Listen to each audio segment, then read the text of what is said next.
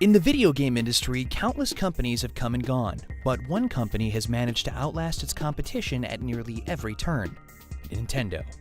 For over 3 decades, Nintendo has beaten its rivals by pursuing its own singular vision of bold hardware innovations and games of unmatched creativity. It hasn't always been smooth sailing though.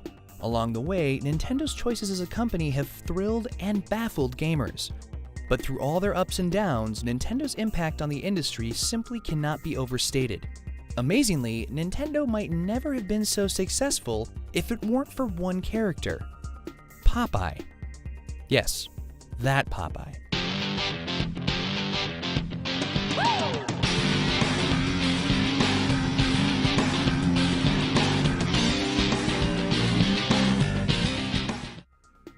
In the late 19th century in Kyoto, Japan, artist Fusajiro Yamauchi had developed great skill at the making and painting of hanafuda, Japanese playing cards that were intricately detailed with beautiful and colorful imagery. By 1894, Yamauchi opened up his own hanafuda manufacturing business. He called his new company Nintendo Koppai. Nintendo roughly translates as "leave luck to heaven," a great expression when playing games of chance. The company's cards became so popular that Yamauchi had to hire assistants to help him move from handmade hanafuda to mass production. In 1929, Yamauchi's son-in-law Sekiro took over the business. One of Sekiro's most important acts was the creation of Nintendo's own distribution network, a vital piece of the puzzle that would serve the company well over the next several decades. By 1949, his great-grandson Hiroshi took over and began to move it into the modern era. While business for the company was going smoothly, something happened to Yamauchi during a visit to the United States that changed Nintendo forever. Author Jeff Ryan's 2011 book Super Mario: How Nintendo Conquered America provides an in-depth account of Nintendo's beginnings. As the book describes, Yamauchi took a meeting with Disney executives to license their characters for Nintendo cards. Seeing the vastness of Disney's empire firsthand revealed just how huge a global entertainment company could become. Yamauchi knew he would never settle for less than worldwide success. In an interview with Machinima, author Jeff Ryan explains that Yamauchi's coming of age as Japan lost the Second World War gave the man a hard edge, one that would drive him in business for the rest of his life. He came out of World War II, and he was from the Japanese side, so he was it was the whole greatest generation thing mixed in with the fact that his side had lost and he was running his grandfather's company, and he needed to make a lot of tough decisions. And for about 30 years, he was making decisions that didn't quite play out. But every time he tried something, he would learn from the failure. Mostly he would learn, well, we don't do that again. In 1963, the business's name changed to simply the Nintendo Company Limited, a move reflecting its expansion into other ventures. However, the company's card-making experience helped it break into one business: toys. Author Jeff Ryan explains how Nintendo transitioned from cards to toys with the help of its existing distribution network. Trading cards kept on making money, but it was a small amount of money. He realized that there was a distribution network that was valuable beyond just the cards that they were selling, because that allowed him, if he wanted to make a toy, he could get it into every toy store in Japan, which was something that a normal toy manufacturer starting from scratch can't do.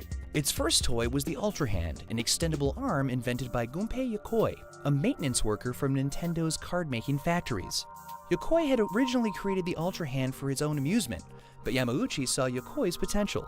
The toy went to market in 1970, selling 1.2 million units. Nintendo was officially in the toy business. Other products followed, Yokoi's creativity leading the charge.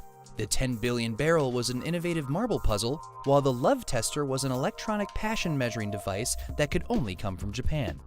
Through the 70s, Nintendo also tested Japan's video game market, releasing arcade games and Pong-cloned TV consoles. In 1979, they scored their biggest hit, Radar Scope, a Space Invaders imitator.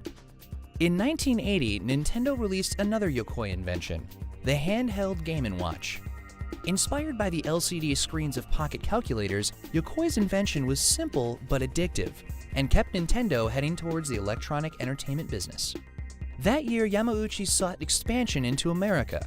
To set up Nintendo's American branch, the chairman tapped son-in-law Minoru Arakawa, who was living in Vancouver with Yamauchi's daughter, Yoko. The Arakawas set up shop at a warehouse in Elizabeth, New Jersey. To get the ball rolling, their first game would be their Japanese hit, Radar Scope. 3,000 cabinets shipped from Japan. Arakawa's attempts to sell the game didn't go well. He only managed to move a third of their supply, leaving about 2,000 machines sitting in the warehouse. Worse, Radar Scope wasn't scoring well with the arcade owners, who preferred games from proven names like Namco or the Arcade King, Atari.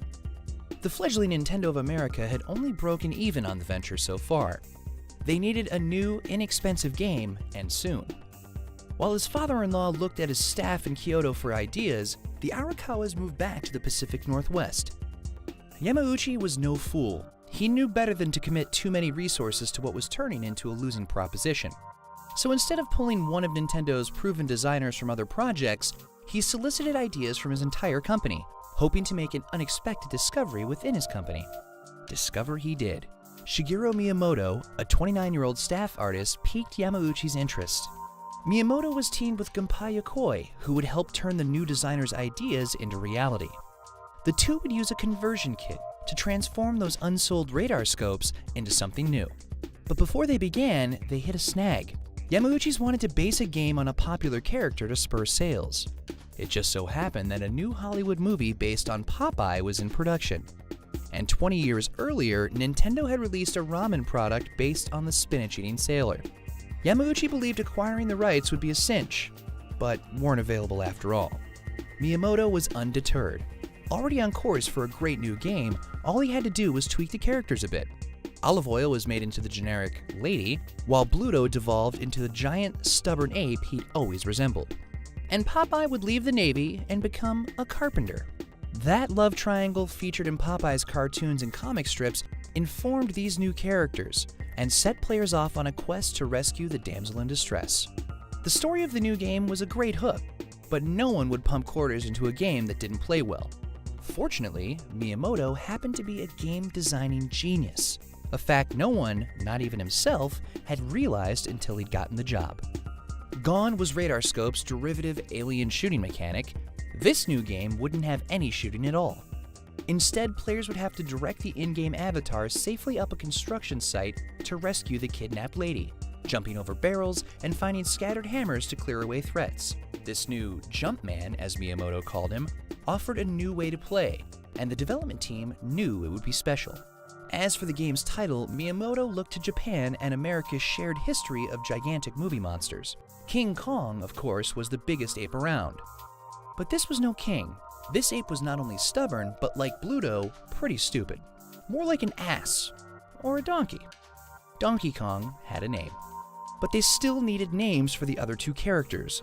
Lady would be named Pauline, in thanks to their kind warehouse manager Don James, whose wife's name was Polly. The game's hero, however, was named after the warehouse's owner, James's hot-headed boss, Mario Siegel. Arakawa and his small team started hand-converting radar scope cabinets to Donkey Kong machines. In 1981, Arakawa put the test machines in 2 Seattle bars, and they took off like Radar Scope never did. The machines earned more than $30 a day in quarters, prompting Arakawa to install more machines. Soon enough, the cabinets each made Nintendo $200 a week. Arakawa and his team converted the rest of the 2,000 Radar Scope cabinets by hand and began manufacturing hundreds of new Donkey Kong machines to keep up with the growing demand. Soon enough, there were 60,000 Donkey Kong machines in operation throughout North America that year. Nintendo had arrived, and it was all thanks to the inspiration of Popeye the Sailor Man and Miyamoto's genius. Nintendo exploded onto the arcade scene and brought success Yamauchi had known would one day be his. But in addition to growing into a bigger business, Nintendo had also grown into a bigger target. Tune in next time to see Mario get super. We wanted to take a special second to thank all of our viewers out there on YouTube. We've just hit a huge milestone here at Machinima. We just cracked 5 million subscribers on our main page. Thank you so much for tuning in, subbing, and watching. Hopefully, this time next year, we'll be at 6 million.